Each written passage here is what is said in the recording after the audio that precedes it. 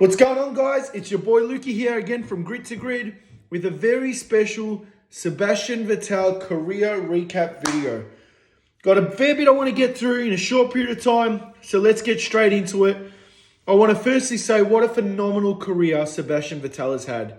I can't explain just how much he's done for the sport off the track, but I can go through some of the stuff he's done on the track. I'll go through a few of his stats and go through a few more things. So here's a quick recap of some of the stuff Sebastian Vettel has done on the track. A lot of people, just think of the dominance he had in Red Bull, but there was so much more to him on the track as well that he's achieved. And, you think of those 4 years between 2010 and 2013, and he was unstoppable. He was truly unstoppable. And I remember watching that period of racing at the time thinking, shit, we've just come out of this Michael Schumacher era. We had a year of Hamilton, a year of Raikkonen, a year of Button, and then it was all Vettel. And I couldn't see him getting stopped. He was a quick driver. He was ruthless. I'm going to be honest, and I might cop criticism for this, but in the early days of Sebastian Vettel's career, especially those Red Bull days, I couldn't stand him. I could not stand him. And that might be due to the fact that, he was up against Mark Webber, who I loved Mark Webber, but to see what Vettel did back then, I wasn't a fan. I'm like, man, I hate this guy. Just someone get him off the pedestal here. But as his career went on, I really grew to appreciate him as an athlete and as a human. And you look back at his accomplishments and they're phenomenal. They are absolutely phenomenal. I'm going to run through a few stats now. And just so you get a little bit of an understanding, just what Vettel's done in Formula One. It's pretty remarkable what he's been able to achieve. So we'll go through it.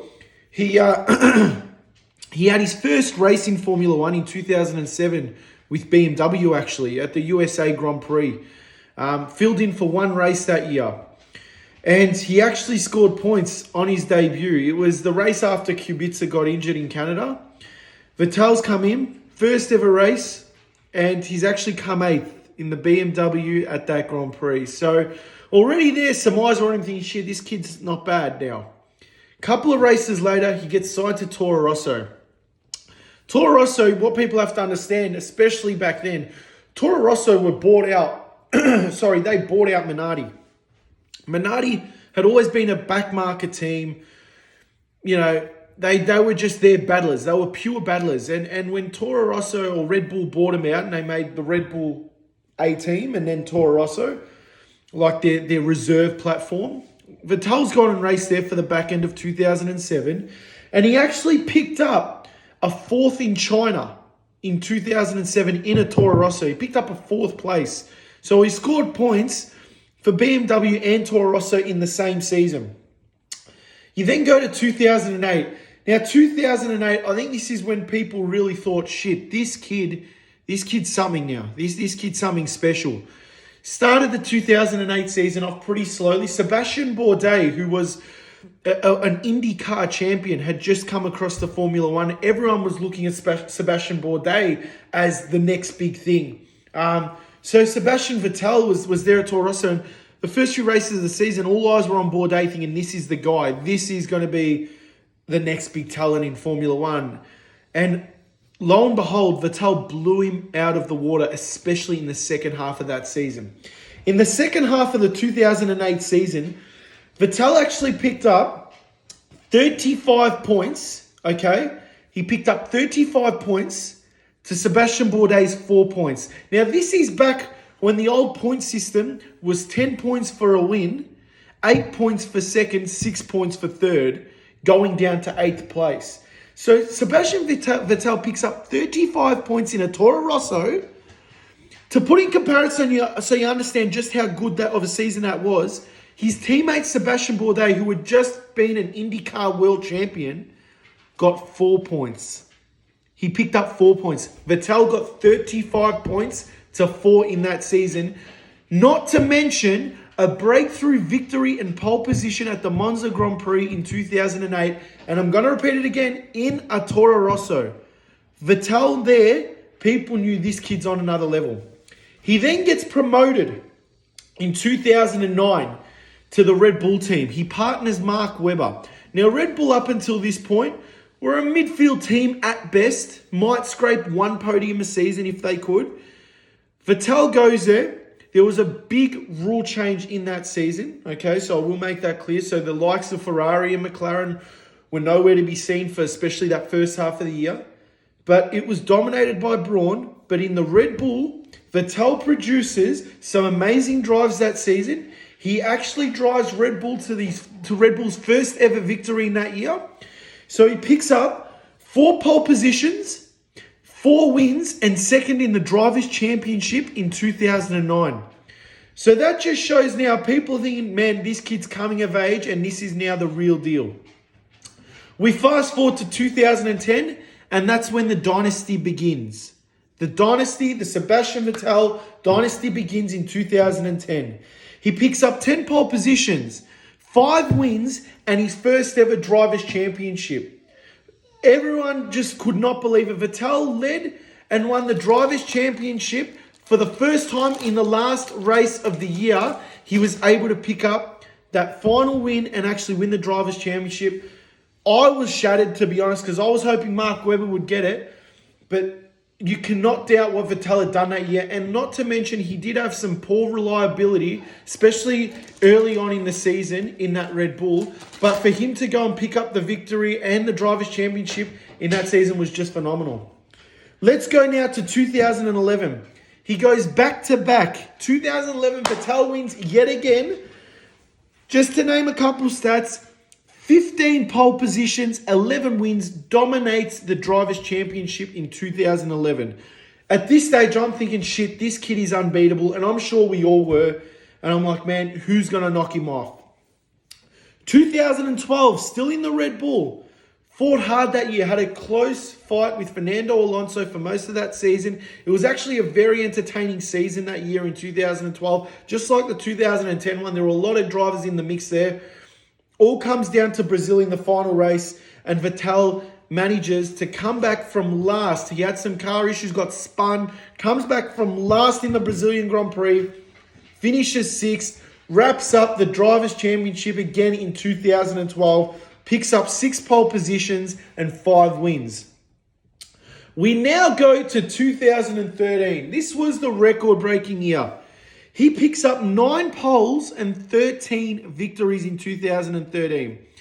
Doesn't sound like much, but when you look that he won the final 9 races of the season, is just phenomenal. Vettel wins the final 9 races of the season, and it just showed like he was just on another level. Him and that Red Bull on a completely different level. And again, people say, yeah, he had the car, but Mark Webber was no slouch, okay? Mark Webber was a very, very handy, solid driver, and Vettel was wiping the floor. Vettel was on another level that year. Actually, you know what? In those 4 years, he was on a completely different level. So now we go to the 2015 season, all right? He doesn't do much in 2014 with Red Bull. There was a massive shift of regulation changes that year. Nothing really to report on him. He struggled. Daniel Ricciardo was his teammate, and he just kind of struggled that season, to be brutally honest. He goes to Ferrari in 2015.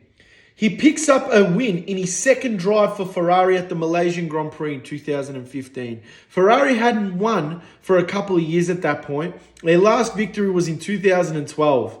So Vettel finally brings a win back to Maranello, and it was looking like Ferrari were going to be a serious competitor. He comes second in the Drivers' Championship in 2017, 2018.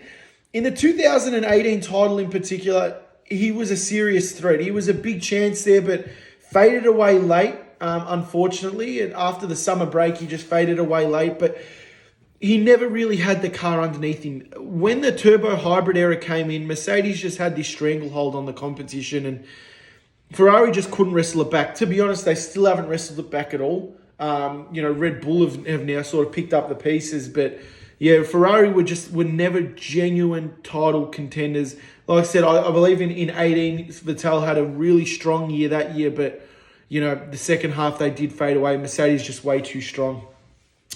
He then moves to Aston Martin in 2021. He picks up a second place at the Azerbaijan Grand Prix in 2021 for Aston Martin, their first podium in Formula One. Yes, I know they were racing Point and Force India, but for Aston Martin, Vettel picks up their first ever podium with a second place in Azerbaijan. Comes second as well in Hungary, was battling Esteban Ocon for the win, couldn't pass him, but then he did get disqualified at the end of the race due to a technicality. But put in some awesome drives for Aston Martin. And even this year, we've seen some phenomenal drives from Seb. And it's just been crazy to see. I think he's still racing at such a high quality level. And he could definitely be on the grid next year if he wanted to. A quick recap of some of his stats. He's had 53 victories in Formula One. He's had 57 pole positions, 38 fastest laps, 122 podiums, and 3,098 points for Sebastian Vettel. Not to mention the 4 Drivers' Championships that he won consecutively between 2010 and 2013. What a career that man has had. Now, I want to talk on a personal level about him. The stats speak for themselves about what he's done on the track. He's also brought a lot of enjoyment and positivity off the track. Firstly, his personality. He's got such a great personality. And I will say this. I was not a fan of him. And I said this earlier. I was not a fan. And I'm honest about it. I was not a fan of him in the early days. Especially at Red Bull. I wanted to see Mark Webber win those championships. I wanted to see Webber win those races. And especially when Seb did the multi-21 incident. I was so dirty on him. But as his career went on, and I kind of feel like the pressure, the weight was lifted off his shoulders once he'd won those 4 titles, and then he was back to a team that was battling, with Ferrari, especially in those early few years at Ferrari, battling to try and even score podiums. He changed as a man. He became a lot more relaxed, and I loved watching his personality, and he was someone I really loved to watch, and he's going to be missed. Sebastian Vettel is going to be missed, no doubt about it. I think this is one of the biggest losses in Formula One since the first Michael Schumacher retirement, I'd say. Because the second Michael Schumacher retirement, we all knew he was sort of on the way out anyway, but this is a huge loss to Formula One. He has made such great changes and brought such positivity and just everything he's brought to Formula One, where with his opinions and everything else have been so impactful. And if only more athletes around the world would be like Sebastian Vettel, the world would be a better place. These athletes and these influential people don't understand just how powerful they really are. I will say Lewis Hamilton has done a lot of good with his personality and his celebrity status, so to speak. But Vettel has done some amazing things. He's pushed climate change. He's pushed equality in the world. And to see what he's been doing off the track is unbelievable. And like I said, I know I keep sort of going around in circles, but I just can't explain just how much, mate, you mean to me personally. I've met you a couple of times and you are a great human. And I know the Formula One community will miss you a lot. And again, if I could be just a quarter of the human you are, I'll be a happy man. I really will. I wish there were more people in the world like you, because the world will truly be a better place. The stats, like I said, speak for themselves, but thank you, Sebastian, for everything you've done in life, in Formula One, and what you've done for the world, and the way you've been able to share your wisdom across everyone. So, Vettel, thank you for everything. You will be missed. I hope to God we see you on the grid again. I'd love to see you race again. But if you don't, mate, you've had a phenomenal career. You should be proud of everything you've achieved in Formula One. You've got a beautiful family, mate, and I wish you nothing but the best in life. And now you can truly just sit back, enjoy life, and take everything in for what it truly is. You're a good man, and I can't thank you enough. And on that note, guys, I'm Lukey. This is Grit to Grid. Thank you very much.